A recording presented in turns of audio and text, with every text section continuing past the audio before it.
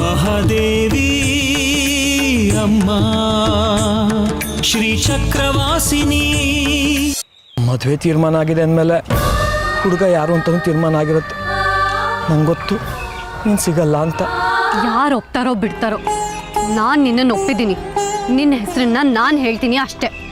ಅದರಿಂದ ಏನು ಪ್ರಯೋಜನ ಆಗಲ್ಲ ಕಣೆ.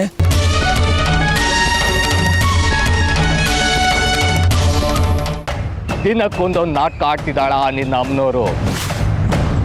ಶ್ರೀಚಕ್ರ ನನ್ನ ಕೈ ಸೇರ್ಲಿಲ್ಲ ಅನ್ನೋ ಶೋಕದಲ್ಲಿರುವಾಗ ಹೇಗೆ ಸುಮ್ಮನಿರ್ಲಿ ಹೇಳು? ಸಮಸ್ಯೆ ಅನ್ನೋದು ಇದ್ದ ಮೇಲೆ ಪರಿಹಾರನೂ ಇದ್ದೇ ಇರುತ್ತೆ. ಅಮ್ಮನವರು ಶ್ರೀಚಕ್ರದ ಸ್ವರೂಪವನ್ನೇ ಬದಲಾಯಿಸಿ ಮಾನವ ಅವತಾರ ತಾಳೋ ಹಾಗೆ ಮಾಡಿದ್ದಾಳೆ. ಅದು ಮಗುವಾಗಿ ಹುಟ್ಟು ಬಂದ್ರೆ ನಮ್ಮ ಸಾಧನೆ ಕತೆ ಏನು? ಅದನ್ನು ಇಟ್ಕೊಂಡು ನೀನಾದರೂ ಏನು ಉಪಾಸನೆ ಮಾಡ್ತೀಯ?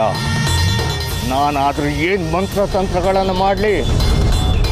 ಯಾವ ಪ್ರಯೋಗವನ್ನು ಮಾಡಲಿ? ಇಲ್ಲೇ ಇರೋದು ಕಾಲರುದ್ದ ಸಿದ್ದೇಶ್ವರ ಕಡಿಕೆ.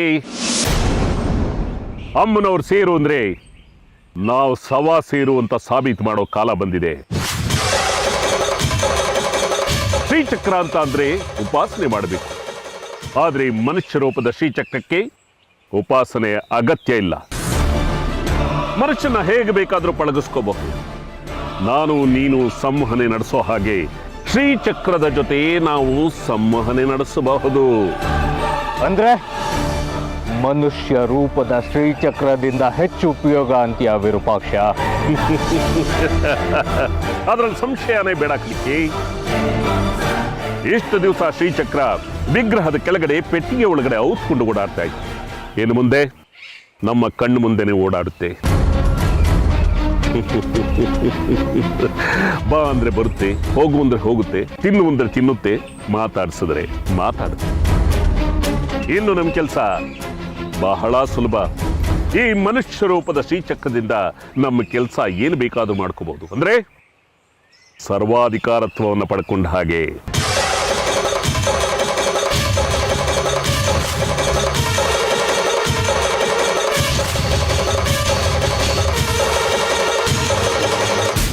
ಇದೇನಿದು?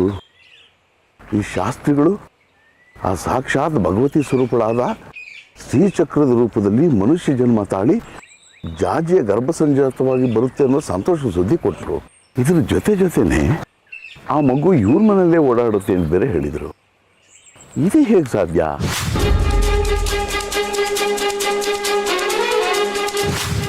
ಆ ಜಾಜಿ ಮಗು ಈ ಶಾಸ್ತ್ರಿಗಳ ಮನೆಯಲ್ಲಿ ನಡೆದಾಡೋದಕ್ಕೆ ಹೇಗೆ ಸಾಧ್ಯ? ಇದೊಂದು ಈ ಮಂದ ಬುದ್ಧಿಗೆ ಹೊಳಿತಿದ್ರೆ ಇದರಲ್ಲೇನೋ ದುರಾಲೋಚನೆ ಇದೆ ಈ ಶಾಸ್ತ್ರಿಗಳದ್ದು.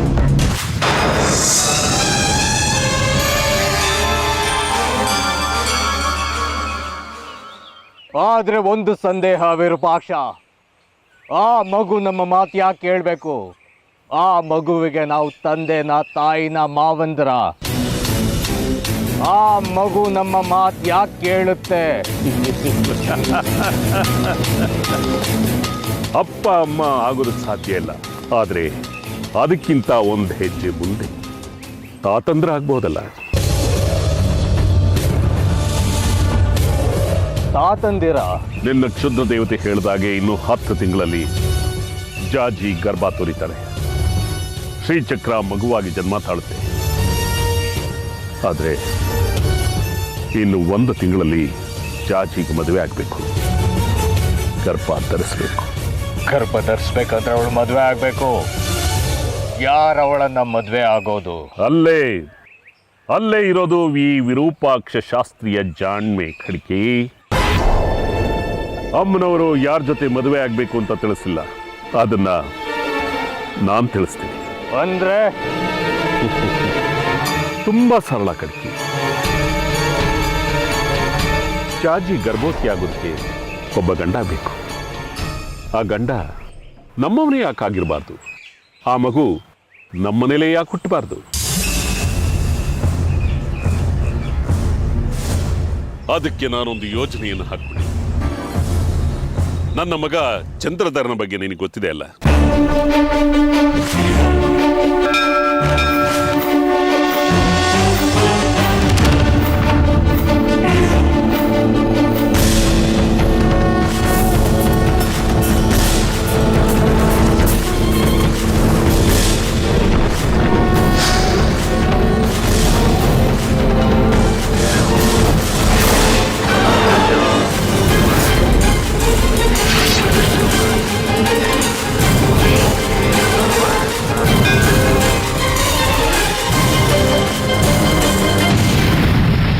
ವೇದ ಕಲ್ತಿದ್ದಾನೆ, ವಾಮಾಚಾರನೂ ಕಲ್ತಿದ್ದಾನೆ. 4 ವರ್ಷಗಳ ಕಾಲ ಫೌಜ್ನಲ್ಲೂ ಕೆಲಸ ಮಾಡಿದ್ದಾನೆ.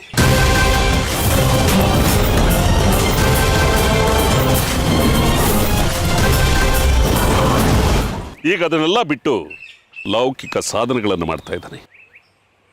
ಅವನ್ನು ಕರೆಸ್ತೀನಿ.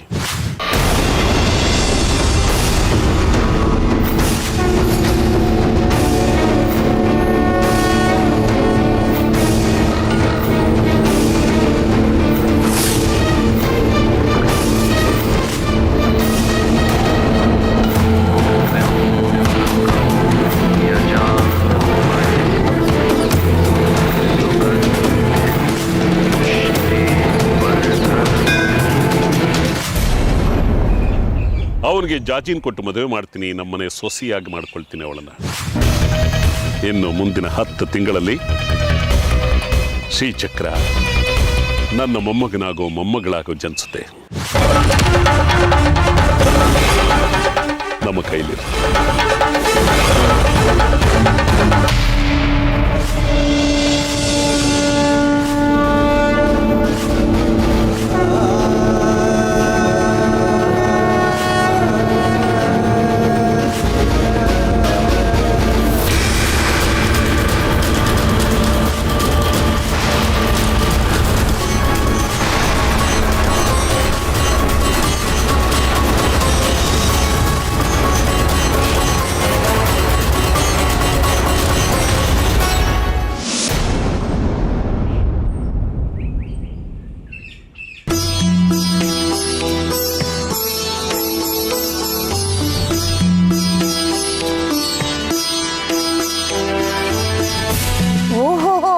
ದೇಶಿಕರು ಬಹಳ ದಿನ ಆಯ್ತು ನಿಮ್ಮನ್ನ ನೋಡಿ.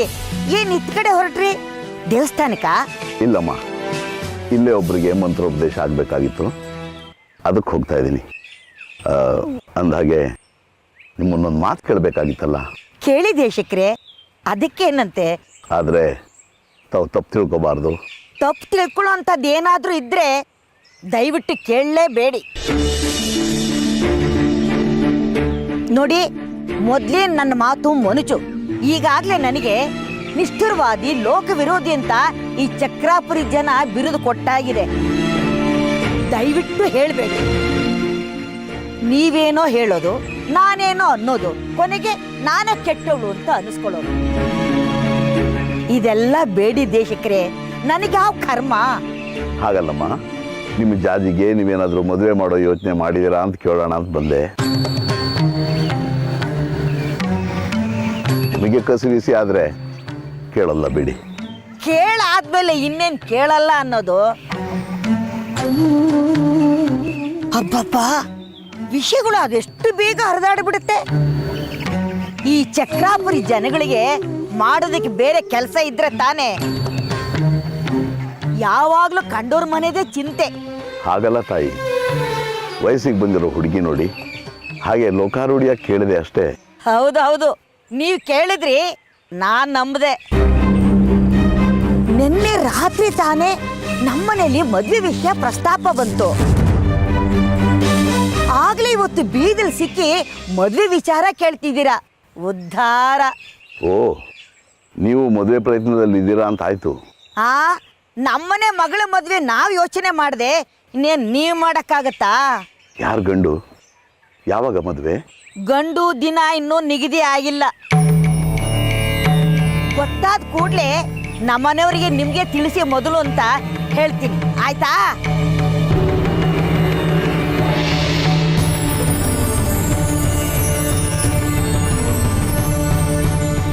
ಅಂದರೆ ಇವ್ರ ಮನೇಲೂ ಮದುವೆ ಪ್ರಸ್ತಾಪ ಆಗಿದೆ ಅಂತ ಆಯ್ತು. ಇರಲಿ, ಇನ್ನು ಆ ಶ್ರೀಚಕ್ರದ ಜನನಕ್ಕೆ ಕಾರಣೀಭೂತನಾಗೋ ಆ ಭಾಗ್ಯವಂತ ಯಾರು ಅಂತ ನೋಡಬೇಕು.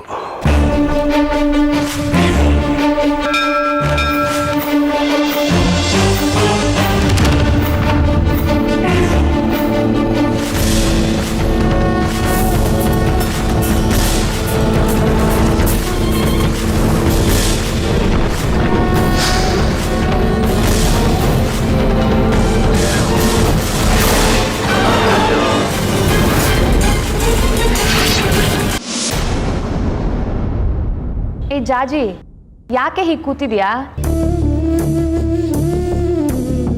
ಇನ್ನೊಂದು ತಿಂಗಳಲ್ಲಿ ಜುಮ್ ಅಂತ ಮದುವೆ ಆಗಿ ಗಂಡನ ಮನೆಗೆ ಹೋಗೋಳು ನೀನು. ಒಂದು ಸ್ವಲ್ಪ ನಗ್ಬಾರ್ದಾ? ನಕ್ರೆ ಏನು ಮುತ್ತಿದ್ರು ಹೋಗುತ್ತಾ? ನೀನು ಈ ಥರ ಸುಡುಮೂತಿ ಸುಂದ್ರಿ ಥರ ಇದ್ರೆ ಯಾವ ಗಂಡು ನೀನು ಒಪ್ಪಲ್ಲ. ಬಂದಾರಿಗೆ ಸುಂಕ ಇಲ್ಲ ಅಂತ ಹಾಗೆ ವಾಪಸ್ ಹೊರಟೋಗ್ತಾರೆ. ಹೋಗ್ಲಿ ಬಿಡಿ ಚಿಕ್ಕಮ್ಮ, ನನಗೂ ಅದೇ ಬೇಕಾಗಿರೋದು. ಆದ್ರೆ ಹೇಳೋದಕ್ಕೆ ಧೈರ್ಯ ಇಲ್ಲ ಅಷ್ಟೆ. ಏನೇ ಹಾಗಂದ್ರೆ ಮದುವೆ ಆಗೋದಕ್ಕೆ ಇಷ್ಟ ಇಲ್ವಾ ನಿನಗೆ? ಇಲ್ಲ. ಮದುವೆ ಆಗೋದಕ್ಕೆ ಇಷ್ಟ ಇಲ್ವೋ ಅಥವಾ ಮನೇಲಿ ನೋಡಿರೋ ಗಂಡನ ಮದುವೆ ಆಗೋಕ್ಕೆ ಇಷ್ಟ ಇಲ್ವೋ? ನಿಮ್ಮ ಹತ್ರ ಏನು ಮುಚ್ಚು ಮರೆ, ನಿಜ ಹೇಳ್ತೀನಿ. ನಾನು ಮದುವೆ ಆಗೋದಾದ್ರೆ ಅದು ಬಂಗಾರಿನ ಮಾತ್ರ. ಗೊತ್ತಿತ್ತು ನನಗೆ, ಅಕ್ಕ ಒಂದ್ಸಲ ಹೇಳಿದ್ಲು. ಹೌದು ಚಿಕ್ಕಮ್ಮ, ಇದೇ ವಿಷಯವಾಗಿ ಒಂದ್ಸಲ ಮನೆಯಲ್ಲಿ ಜಗಳನೂ ಆಗಿತ್ತು. ಅಜ್ಜಿ ನನಗೆ ಶಿಕ್ಷೆ ಕೊಟ್ಟಿದ್ರು, ಅಮ್ಮ ಒಂದೇಟ್ ಹೊಡೆದಿದ್ರು. ಆಗ ಅಪ್ಪನೇ ನನಗೆ ಸಮಾಧಾನ ಮಾಡಿದ್ರು. ಜಾಜಿ, ನಿಂಗೊಂದು ವಿಷಯ ಹೇಳ, ನೀನು ತಪ್ಪು ತಿಳ್ಕೊಬಾರ್ದು. ನನ್ನನ್ನು ಹೊರಗೆ ನೋಡು ಅಂತ ಅಂದ್ಕೊಳ್ಳಲ್ಲ ಅಂತಂದ್ರೆ ಹೇಳ್ತೀನಿ. ಹೇಳಿ ಚಿಕ್ಕಮ್ಮ. ಆ ಬಂಗಾರಿನ ಮರೆತು ಅಪ್ಪ ಅಮ್ಮ ತೋರಿಸಿರೋ ಹುಡುಗನ ಮದುವೆ ಆಗು ಜಾಜಿ. ಆ ಬಂಗಾರಿ ಹತ್ರ ಏನಿದೆ ಅಂತ ಅವನನ್ನು ಪ್ರೀತಿ ಮಾಡ್ತಾ ಇದೀಯಾ ನೀನು? ಬದುಕೋದಕ್ಕೆ ಪ್ರೀತಿ ಒಂದಿದ್ರೆ ಸಾಲದು, ಸಂಪಾದನೆನೂ ಇರ್ಬೇಕು ಕಣೆ. ಆ ಬಂಗಾರಿ ನೋಡಿದ್ರೆ ದೇವಸ್ಥಾನದಲ್ಲಿ ಚಪ್ಪಲಿ ಕಾಯ್ತಾನೆ, ಅವನಿನ್ನ ಹೇಗೆ ಸಾಕ್ತಾನೆ ಹೇಳು? ಈಗ ನಿನ್ ಚಿಕ್ಕಪ್ಪನ ಕಟ್ಕೊಂಡು ನಾನು ಪಡ್ತಾ ಇರೋ ಪಾಡ್ ನೋಡ್ತಾ ಇಲ್ವಾ ನೀನು? ಒಂಚೂರು ಉಳಿತಾಯ ಇಲ್ಲ, ಸಾಲದಕ್ಕೆ ಮುಟ್ಟಾಳ್ತಾನ ಬೇರೆ. ನಾನು ಹೇಳೋದನ್ನ ಕೇಳೆ, ನಿನ್ ಬಾಳು ನನ್ನ ಥರ ಆಗ್ಬಾರ್ದು, ಯೋಚನೆ ಮಾಡು. ಚಕ್ಕಿ ಅವ್ರ ವಿಷಯದಲ್ಲಿ ನೀವು ಹೇಳೋದೆಲ್ಲ ಸತ್ಯ. ಅವ್ರು ದುಡ್ಡಿದ್ದ ದುಡ್ಡನ್ನ ಮನೆಗೆ ತಂದು ಕೊಡೋದಿಲ್ಲ. ಆದ್ರೆ ಬಂಗಾರಿ ಹಾಗಲ್ಲ ಚಿಕ್ಕಮ್ಮ. ಅವ್ನು ಕಡಿಮೆ ಸಂಪಾದನೆ ಮಾಡಿದ್ರು ಅದನ್ನ ದುಂದು ವೆಚ್ಚ ಮಾಡಲ್ಲ. ಸರಿ, ಇಷ್ಟ್ರ ಮೇಲೆ ನಾನೇನು ಹೇಳಲಿ? ನೀವೇನೇ ಹೇಳಿದ್ರು ನನ್ನ ನಿರ್ಧಾರ ಬದಲಾಗಲ್ಲ ಚಿಕ್ಕಮ್ಮ. ನಿನ್ನ ಪ್ರೀತಿನೇ ಇಷ್ಟು ಬಲವಾಗಿರುವಾಗ ನಾವೇನು ಮಾಡೋಕ್ಕಾಗತ್ತೆ ಹೇಳೋ? ನೀನು ಹೇಗೆ ಅನ್ಕೋತೀಯೋ ಹಾಗೆ ಆಗಲಿ. ಚಿಕ್ಕಮ್ಮ, ಈ ವಿಷಯದಲ್ಲಿ ನೀವು ನನಗೆ ಸಹಾಯ ಮಾಡ್ತೀರಾ ಅಲ್ವೇ? ನಾನು ಈ ಮನೆಗೆ ಹೊರಗೆ ನೋಡು, ನನ್ನ ಸಹಾಯ ಕೇಳ್ತಾ ಇದೆಯಲ್ಲ ನೀನು. ಹೇಗೂ ಭಾವಂಗೆ ನಿಮ್ಮ ವಿಷಯ ಗೊತ್ತಲ್ವಾ? ಅವ್ರ ಮನ್ಸು ನನಗೆ ಗೊತ್ತು. ಅವರು ನಿಮ್ಮ ಸಹಾಯಕ್ಕೆ ನಿಂತೇ ನಿಲ್ತಾರೆ, ನೋಡ್ತಾ ಇರು.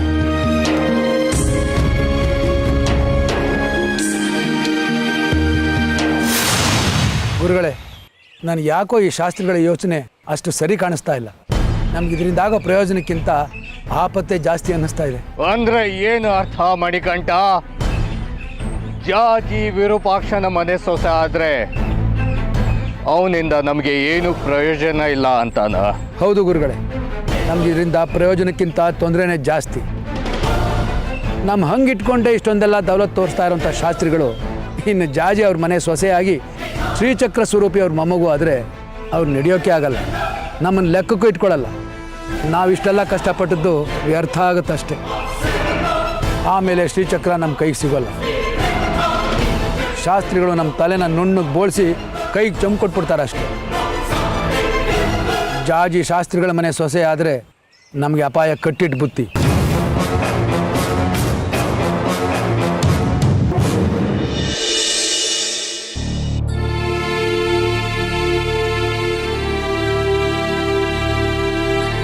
ಅಪ್ಪ ಹೇಳಿ ಕಳಿಸಿದ್ರಂತೆ. ಏನು ವಿಷಯ? ಅದೇ ವಿಷಯನಪ್ಪ, ನಿನ್ನೆ ರಾತ್ರಿ ಮಾತಾಡ್ಕೊಂಡ ವಿಷಯ, ಜಾಜಿ ಮದುವೆ ವಿಷಯ.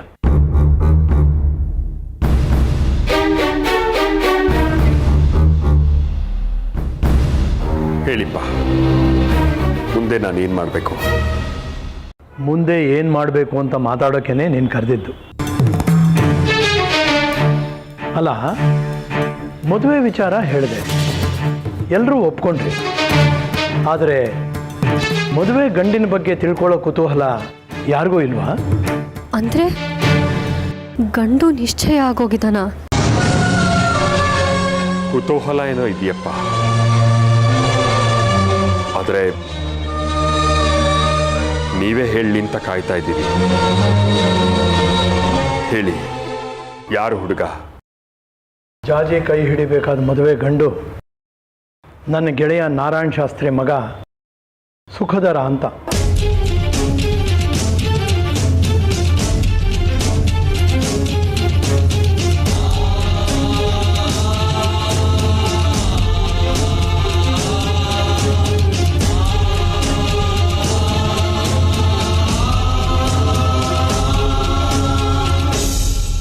ದೇಶಕ್ರೇ, ವಿಶಾಲು 1 ತಿಂಗಳ ಮಟ್ಟಿಗೆ ಊರು ಹೊರಟಿದ್ದಾಳೆ. ಅಯ್ಯೋ, ಇದೇನಿದು ಇದ್ದಕ್ಕಿದ್ದ ಹಾಗೆ? ಪಾಪ ಅನ್ನಪೂರ್ಣೇಶ್ವರಿ ಥರ 3 ಹೊತ್ತು ನಮಗೆ ಬೇಯಿಸಾಕ್ತಿದ್ರು. ಇನ್ಮೇಲೆ ಸ್ವಯಂ ಪಾಕವನ್ನೇ ಗತಿಯೇನೋ. ಹಾಗೇನಿಲ್ಲ ದೇಶಕ್ರೇ, ನೀವೇನು ಗಾಬರಿ ಆಗ್ಬಿಡಿ. ತಿಂಡಿ ಊಟಕ್ಕೆ ಏನು ಕೊರತೆ ಇಲ್ಲ. ನನ್ನ ತಂಗಿ ವೈಜಯಂತಿ ಬರ್ತಾ ಇದ್ದಾಳೆ. ವೈಜಯಂತಿನ? ಅದ್ಯಾರು? ನಿಮ್ಗೆ ಯಾಕಿಂತ ಮರೋ ಬಂತು ದೇಶಕ್ರೇ? ವೈಜಯಂತಿ ನನ್ನ ತಂಗಿ. ಅವರನ್ನು ನೋಡಿ ಅವ್ರ ಹೆಸರು ಕೇಳಿ ಬಹಳ ದಿನಗಳಾಯ್ತಲ್ಲ, ಹಾಗಾಗಿ ಮರವಾಡಿದೆ ನೋಡಿ ಈ ತಲೆಗೆ. ಏನು ಮಾಡೋದು ದೇಶಕ್ರೇ, ನನ್ನವಳಿಗೂ ವೈಜಯಂತಿಗೂ ಬದ್ಧವ ಇರುತ್ತವ. ಇವಳನ್ನ ಕಂಡ್ರೆ ಅವಳಿಗಾಗಲ್ಲ. ಎಷ್ಟೋ ವರ್ಷಗಳಾಯ್ತಲ್ಲ, ಆ ವೈಜಯಂತಿಯನ್ನು ಹೆಸರೇ ಮರ್ತು ಹೋದಾಗಿದೆ.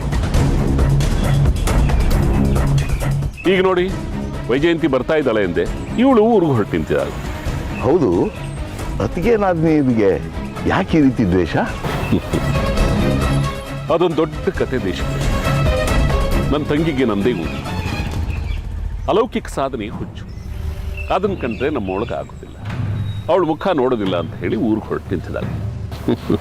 ಇನ್ನು ಇವಳು ಊರಿಗೆ ಹೋಗೋವರೆಗೂ ಅವಳು ಮನೆಗೆ ಬರೋದಿಲ್ಲ. ಅದೆಲ್ಲ ಬಿಡಿ, ಇನ್ನೊಂದು ಹೊಸ ಸಮಾಚಾರ.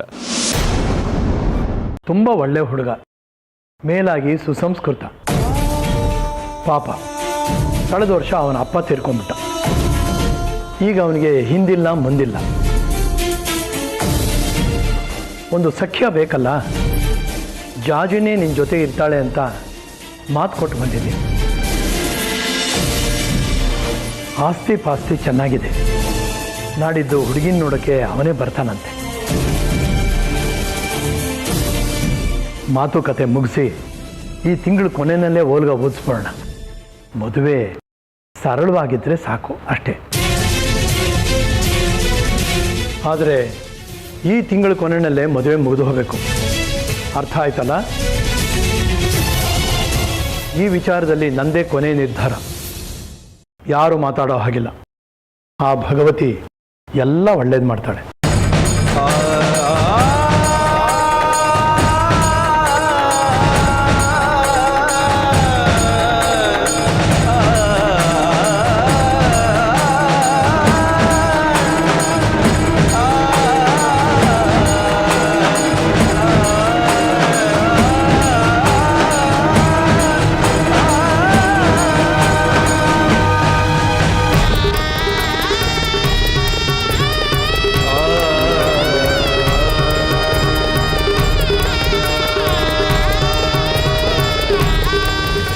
ವೈಜಯಂತಿ ಜೊತೆ ನನ್ನ ಮಗನೂ ಬರ್ತಾ ಇದ್ದಾನೆ.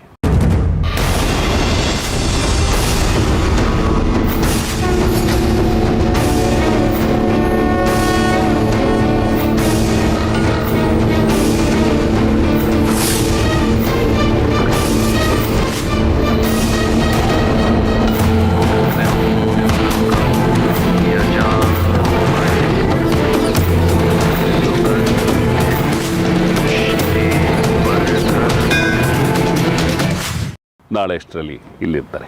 ಓಹೋ, ಅದಕ್ಕೋ ಶಾಸ್ತ್ರಿಗಳು ಇಷ್ಟೊಂದು ಸಂತೋಷವಾಗಿರೋದು. ಅಂದಾಗೆ ನಿಮ್ಮ ಮಗ ಅಂದರೆ ಸಚ್ಚಿದಾನಂದ ತಾನೆ? ಅದೇ ಕಾಶಿನಲ್ಲಿದ್ದಾನಲ್ಲ. ಅವನು ನನ್ನ 2ನೇ ಮಗ ದೇಶಕ್ರೇ. ಇಲ್ಲಿಗೆ ಬರ್ತಾ ಇರೋನು 1ನೇ ಮಗ ಚಂದ್ರಾಧರ. ಚಂದ್ರಾಧರ ಬಂದರೆ ನನಗೇನು ಯೋಚನೆ ಇಲ್ಲ. ಅದು ಸರಿ, ಅವನಿಗೋಸ್ಕರ ಮೇಲ್ಗಡೆ ಕೋಣೆ ಇದೆಯಲ್ಲ, ಅದನ್ನು ಆಳುಗಳಿಗೆ ಹೇಳಿ ಸ್ವಚ್ಛ ಮಾಡಿಸ್ಬಿಡಿ. ನಾನು ವಿಶಾಲ ಹೊರಡೋದಕ್ಕೆಲ್ಲ ವ್ಯವಸ್ಥೆ ಮಾಡ್ತೀನಿ.